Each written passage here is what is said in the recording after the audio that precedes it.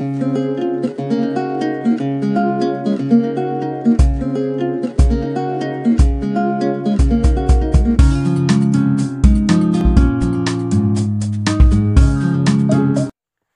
pertanyaan pertama, bagaimana hukumnya akad sewa rumah yang diakhiri dengan perpindahan kepemilikan? Persoalan ini berarti bahwa akad sewa diakhiri dengan perpindahan kepemilikan barang berdasarkan janji yang sudah disepakati sebelum akad dimulai. Pemindahan kepemilikan barang pada saat berakhirnya akad ijarah dengan menggunakan akad jual beli. Dalam kasus ini dapat dikategorikan bahwa akad yang terjadi yaitu akad ijarah muntahiyah bit tamlik, yaitu akad ijarah atau kepemilikan manfaat suatu barang dalam kurun waktu tertentu yang digabung dengan akad tamlik atau perpindahan kepemilikan. Akad ijarah di sini memiliki titik tekan pada tamlikul manfaah biiwadin maklumin atau kepemilikan manfaat dengan ganti yang diketahui. Sementara kata tamlik memiliki fokus pada ja'alahu malikan lil mal, yaitu menjadikan seseorang sebagai pemilik dari sebuah harta. Dalam hal ini, akad ijarah muntahiyah bit tamlik memiliki titik tekan pada akad sewa barang non-fisik dari suatu harta fisik yang diakhiri dengan kepemilikan fisik. Pada susunan akad yang membentuk IMBT ini, banyak yang memutuskan bahwa IMBT adalah akad yang fasik atau akad rusak, sehingga harus dibatalkan. Karena dalam akad ini tersusun oleh dua akad yang saling bertentangan. Dalam kasus di sini ada dua tujuan akad yang saling bertentangan, yaitu akad sewa atau ijarah yang seharusnya berhenti pada kepemilikan manfaat yang dibatasi oleh waktu. Sementara ada kata atau akad tamlik yang merupakan akad yang perpindahan hak milik dan itu hanya ada pada jual beli atau bai'. Dalam hal ini ada beberapa pendapat dari para fuqaha mengenai penggunaan dua akad yang dalam melakukan transaksi, diantaranya yaitu yang pertama, menurut kalangan madhab Hambali yang menyatakan bahwa akad semacam ini keduanya batal, baik akad jual belinya maupun akad sewanya. Karena jika akad sewa yang terjadi berbarengan dengan akad jual beli, berarti akad tersebut terlaksana dalam satu tempat, maka hal ini tidak diperbolehkan. Yang kedua yaitu menurut kalangan Syafi'iyah yang menyatakan bahwa seharusnya ada dua rumah sebagai objek akad. Rumah yang satu disewakan, sementara rumah yang lain dijual. Jika akad jual beli dan ijarah ini hanya berlaku untuk satu objek barang saja, maka akad keduanya batal secara syariah. Yang ketiga yaitu pendapat ulama Al-Bahuti yang menyatakan bahwa objek akad boleh dikenakan terhadap satu barang, akan tetapi ada catatan pengecualian. Maksud dari pendapat Al-Bahuti di sini adalah jika manfaat rumah itu memang disewakan selama 1 bulan dipisah dari akad jual beli, maka hak bagi penjual untuk mengambil manfaat berupa harga sewa dari orang yang menyewa rumahnya. Hal ini berangkat dari alasan bahwasanya rumah tersebut belum mengalami pemindahan kepemilikan. Dalam kasus ini, yang terjadi di sini yaitu perpindahan akad sewa menjadi hak milik dengan menggunakan akad jual beli. Ini diperbolehkan dalam Islam asalkan akad jual beli dilakukan setelah akad sewa selesai. Selain itu, tujuan dari ijarah muntahiyah bit tamlik sendiri yaitu untuk memudahkan untuk memiliki suatu barang yang dibutuhkan. Kebutuhan ini merupakan ilat hukum yang dikuatkan adanya teks syariah. Karena faktor hajat masyarakat, maka akad itu kemudian diperbolehkan. Ijarah muntahiyah bit tamlik dapat dilaksanakan dan bukan sekedar berhenti pada susunan lafal dan gabungan akadnya. Hal ini berdasarkan rinciannya atau tafriqus shaffah. Selagi lafal masih bisa dirinci dan di dalam perinciannya tidak ada unsur saling bertentangan atau saling membatalkan satu sama lain, maka akad itu masih dipandang hukum boleh atau diperbolehkan. Konsep yang ditawarkan dalam akad ini adalah akad sewa yang diakhiri dengan perpindahan kepemilikan barang berdasarkan janji yang sudah disepakati sebelum akad dimulai. Pemindahan kepemilikan barang pada saat berakhirnya akad ijarah bisa menggunakan akad jual beli atau dengan harga sebenarnya atau harga simbolik. Menggunakan akad jual beli di akhir masa sewa biasanya diambil bila kemampuan finansial penyewa untuk membayar sewa relatif kecil. Karena sewa yang dibayarkan relatif kecil, akumulasi nilai sewa hingga akhir masa sewa belum mencukupi harga beli barang. Oleh karena itu, akad yang digunakan adalah akad jual beli, baik dengan harga.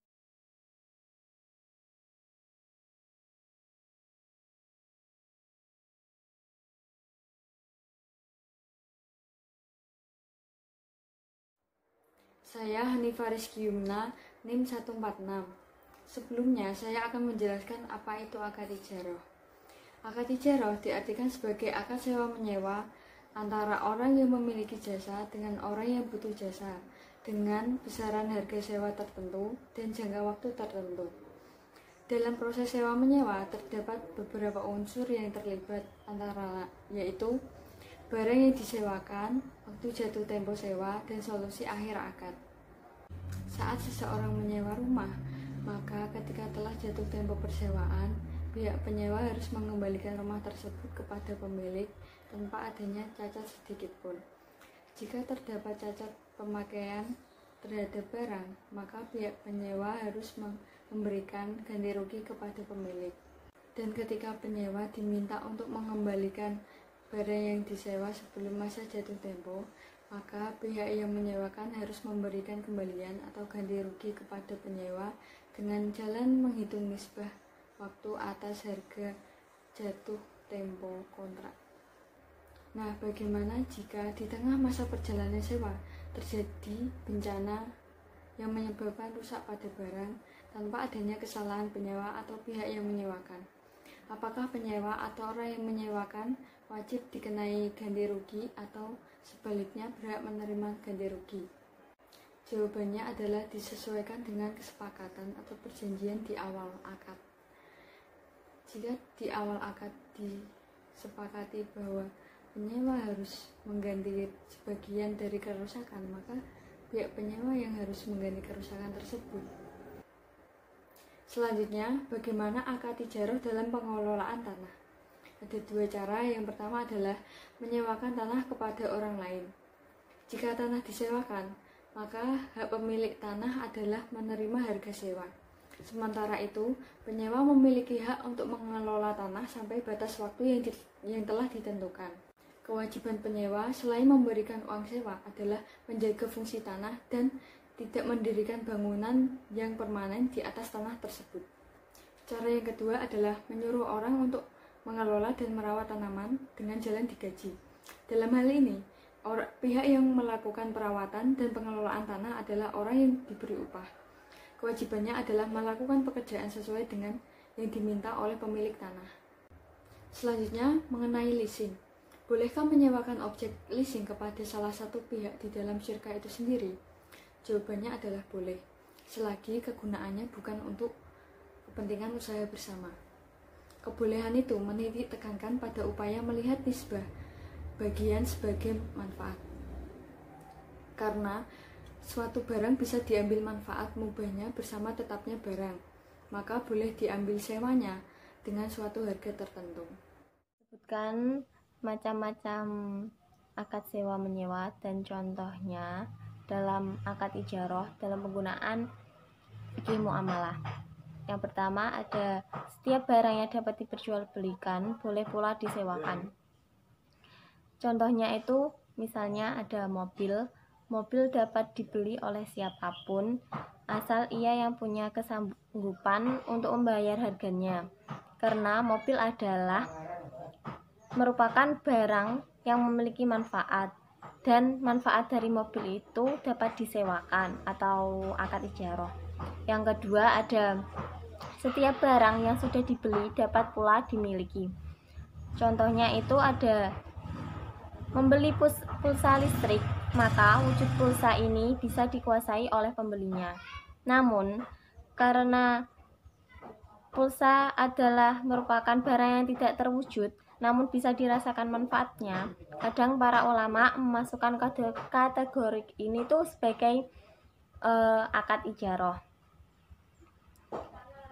Padahal sejatinya sama saja apakah ia dimasukkan akad ijaroh atau akad jual beli.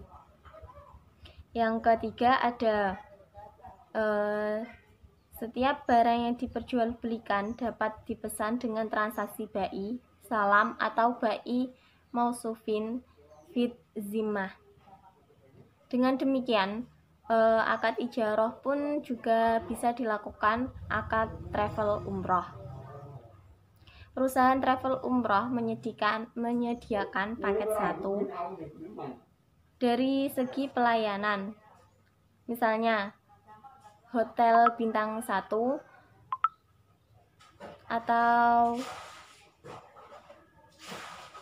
sampai bintang 5. Hakikatnya adalah menawarkan jasa jual beli manfaat orang yang melayani sebagai layanan hotel bintang 2, 3, sampai 5. Dalam haji pun juga terjadi model bisnis yang sama. Ada paket haji reguler dan ada paket ONH plus. Dan ada paket haji furoda. Masing-masing dari sekian paket itu dibedakan menurut sisi jasanya. Oleh karena itu, menyewa atau ijaroh tersebut, paket haji reguler, paket ONH plus, bahkan paket haji furoda itu hakikatnya sama, tapi manfaat layanannya dari setiap paket itu yang dipesan beda. Yang selanjutnya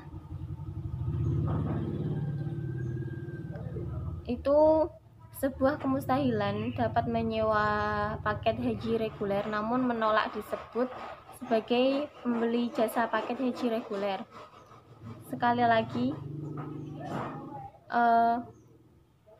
adanya kaidah bahwa membeli jasa itu adalah sama dengan menyewa jasa atau akad ijarah tersebut. Yang keempat, ada barang yang dapat dijual belikan secara kredit pula diijarahkan secara kredit. Contohnya, sepeda motor, ia dapat dijual dengan harga terpisah.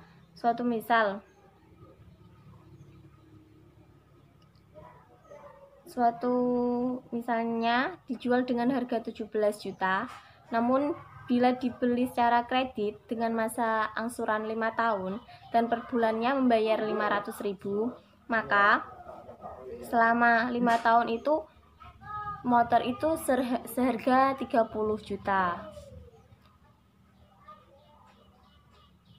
Hal yang sama juga dapat harga ijarah dibayar cash di depan dengan jangka waktu peminjaman selama 3 bulan sebesar 1 juta. Maka boleh juga ia ditawarkan dengan harga kredit sewa 1,5 juta dibayar dengan cicilan selama seminggu sekali. Misalnya Rp125.000 per minggu. Sudah pasti akad ini harus disepakati dalam majelis hayar terlebih dahulu. Sekali lagi, konsep ini lahir dan berangkat dari kaidah bahwa semua barang yang bisa dibeli maka bisa disewakan. Produk yang dibeli dalam akad sewa jasa ijarah adalah manfaatnya barang. Yang terakhir ada setiap barang yang dapat dijual belikan dapat dihibahkan atau digadaikan. Hal ini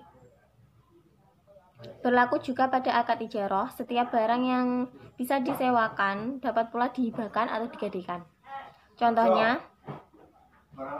karena ada suatu kegiatan yang membutuhkan riwariwi panitia ke penjuru daerah, maka langkah praktisnya adalah panitia tersebut dipergunakan untuk riwariwi tersebut.